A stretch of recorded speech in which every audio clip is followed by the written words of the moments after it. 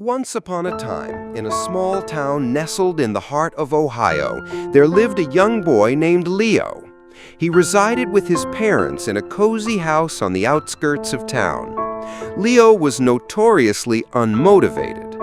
Every day he was tasked with helping his father in the family's auto repair shop, but his job was simply to organize the tools. Most mechanics used a large rolling cart, but Leo found that pushing it around was too much effort. Instead, he built a clever system of pulleys and ropes on the ceiling, allowing him to pull the tools he needed directly to his workstation without ever having to stand up. He could sit and relax, and the tools would come to him. Leo's father, concerned by his son's lack of ambition, often worried. "What will happen if I can't run this shop anymore? How will Leo ever take over?" But since Leo's work was always completed and the tools were always perfectly organized, his father never scolded him. One particularly harsh winter, his father fell seriously ill with the flu, and Leo had to manage the entire shop on his own. He tried, but the heavy lifting and constant physical labor were not what he was used to. After a few weeks, the backlog of cars grew, and the business started to suffer because Leo couldn't handle the workload alone. That night, Leo sat in the silent, dimly lit shop, feeling helpless and overwhelmed. He thought, "Why didn't I ever put in the effort? Now my family's livelihood is at stake." The next morning, he overheard the news on the town radio. A local news station was holding a big competition, a Local Innovator Challenge, with a grand prize of a large savings bond. Leo's heart pounded. This could save his family's business. Without a second thought, Leo called the station and entered the competition. The neighbors laughed. They thought, how can someone as lazy as Leo win against hard-working inventors and engineers from all over the county? But Leo didn't care. He had 3 days to prepare for the competition. His parents, while doubtful he'd win, hoped this would ignite a spark in him and change his unmotivated ways.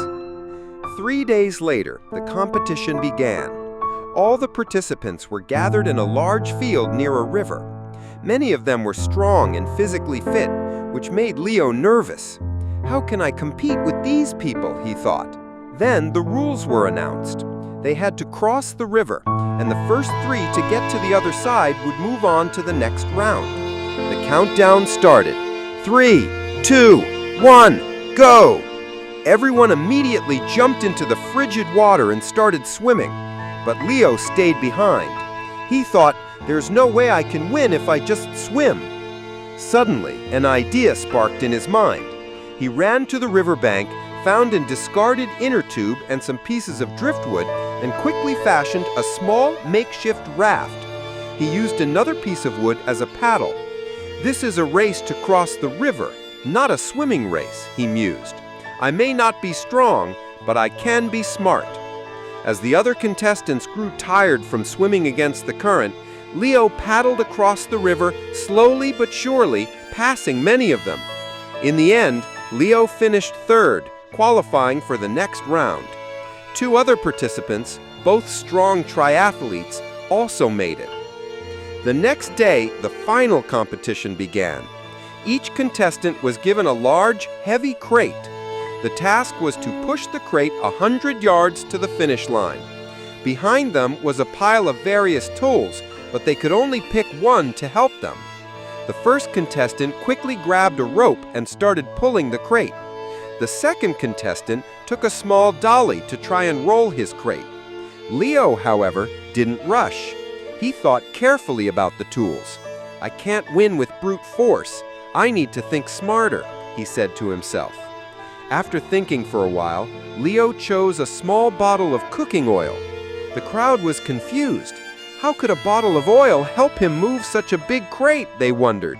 But instead of pushing the crate, Leo started pouring the oil on the ground in front of it. He created a greasy path. Now, instead of a heavy, immovable crate, he had a slippery block. Leo pushed the crate easily while the other contestants struggled with their heavy loads. He slid it down the oily path, catching up to the others.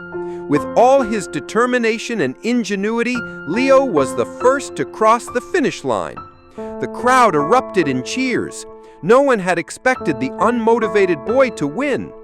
This story shows us that people who appear lazy can be incredibly smart, but to achieve something great, they need a compelling reason, like Leo's love for his family.